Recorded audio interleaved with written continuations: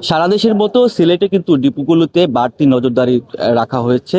আপনারা জানেন সিলেটে দুটি ডিপু রয়েছে, পদ্মা এবং যমুনা। এই দুটি ডিপুতেই বিজিবি 2 প্লাটুন বিজিবি মোতায়েন করেছে। আমরা বিজিবির সাথে কথা বলেছিলাম, তারা যেমনটি বলছেন যে সীমান্ত এলাকায় এবং এই শহর ডিপুগুলোতে যাতে কোনো ধরনের অপ্রীতিকর ঘটনা না ঘটে, সেই জন্য কিন্তু তারা এই ধরনের প্রস্তুতি নিয়ে রেখেছেন। বিজিবি কিছুক্ষণ আগে আমাদের সাথে কথা বলেছিলেন যে সীমান্ত এলাকা দিয়ে তেল পাচারের একটি সম্ভাবনা রয়েছে। সেই সম্ভাবনা দূর করতে তারা কিন্তু বিভিন্ন চেকপোস্ট তারা বসিয়েছেন এবং এই চেকপোস্টে তারা বাড়তি নজরদারি রাখছেন এবং সীমান্ত দিয়ে যাতে কোনো ধরনের তেল পাচার না হয় সেই ব্যবস্থাটি তারা রেখেছেন। আমাদের সাথে আছেন 48 বিজিবির অধিনায়ক নাজমুল।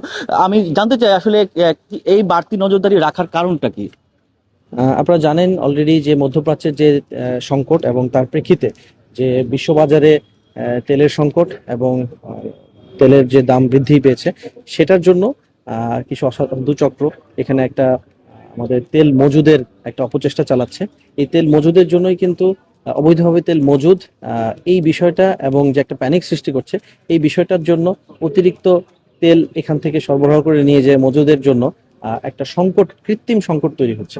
এই কৃত্রিম সংকটটার জন্য কিন্তু আমাদের উপরস্থ সদর দপ্তরের নির্দেশনা অনুযায়ী আমরা এই তেলের যে ডিপোগুলো আছে, জ্বালানি তেলের ডিপো, এগুলোতে আমরা মোতায়েন হয়েছি, যেন এই তেলের কৃত্রিম সংকটটা দূর হয় এবং কোনোভাবেই যেন কোনো অসাধু চক্র এটাকে মজুদ করে, অবৈধভাবে মজুদ করে তারা রাখতে না পারে, এবং এই নিরবিচ্ছিন্ন সরবরাহটা নিশ্চিত করা।